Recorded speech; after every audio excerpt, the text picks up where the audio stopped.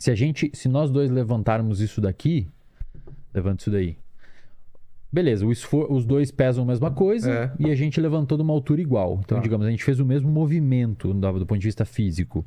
Agora, se alguém passar um questionário para nós de percepção subjetiva de esforço, você vai relatar quanto você se esforçou para fazer isso e quanto eu me esforcei. Dá para fazer coisas semelhantes no sentido intelectual. Então, digamos assim, a gente pega cada um livro, a gente lê um capítulo de um livro e alguém pergunta para nós quão custoso foi para você ler esse capítulo do livro. Quão custoso foi para você se aprofundar nesse capítulo do livro, entender o capítulo do livro. Hoje em dia, as crianças e os adolescentes estão cada vez falando mais que é muito mais custoso do que uma pessoa, por exemplo, a geração dos pais, muitas vezes. Por quê? Porque o cérebro está se acostumando a ter contato com coisas mais rápidas e mais fáceis. O nosso cérebro, ele é muito parecido do ponto de vista metafórico, explicando a parte funcional dele, com um músculo. Então, se você vai na academia e você faz um supino de 10, o seu músculo ele se adapta frente àquele estímulo resistido. As fibras rasgam. As fibras hipertrofiam, elas rasgam. Você come, você fortalece aquele músculo para no outro dia você conseguir levantar 11. E vai crescendo. Ou semana que vem você vai levantar 12. E daqui 5 meses vai levantar 15. O cérebro é parecido? Muito. Claro que ele não cresce do ponto de vista físico, mas existem estruturas dentro do nosso cérebro, que são, a gente chama de neurônios, que são as células do nosso cérebro. E esses neurônios, eles se conectam uns com os outros. As sinapses, exato. E aí existe uma máxima de um pesquisador que viveu na década de 50, era um psicólogo de Harvard, chamado Donald Hebb. Ele diz que neurônios que disparam juntos, isto é, células que disparam é quando ele está ligado, digamos assim. Neurônios que disparam juntos se fortalecem juntos. O que significa isso? Digamos que você vá aprender que a capital do Brasil é Brasília. Isso é uma memória que você formou.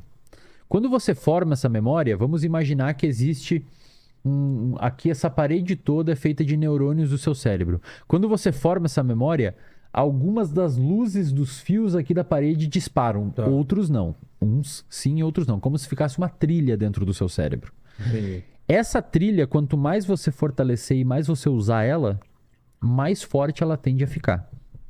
Então, uma das melhores formas de você fortalecer o seu cérebro... É como um rio, ele vai criando um sulco... Exato. E um caminho, porque ele vai passando várias vezes pelo meu caminho e vai marcando aquele caminho. É um campo de grama que você passa todo dia. Tá. Fica uma trilha. Uma trilha. E aí, quanto mais você passa ali, a trilha fica mais evidente e mais fácil você olhar pra trilha e lembrar dela.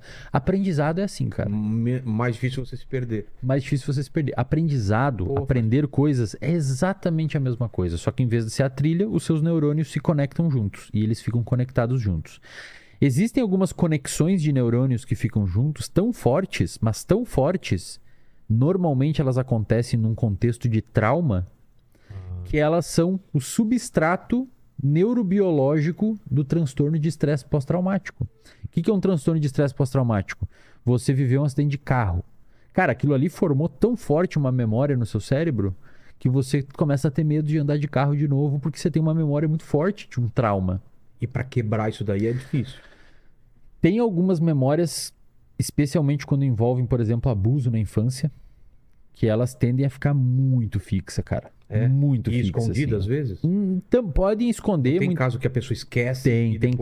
Tem casos que ocorre um processo chamado de despersonalização. O cérebro... Isso é muito louco, cara. O cérebro, ele meio que faz você ter uma... Vai parecer bem maluco isso, mas é uma situação bem estranha mesmo.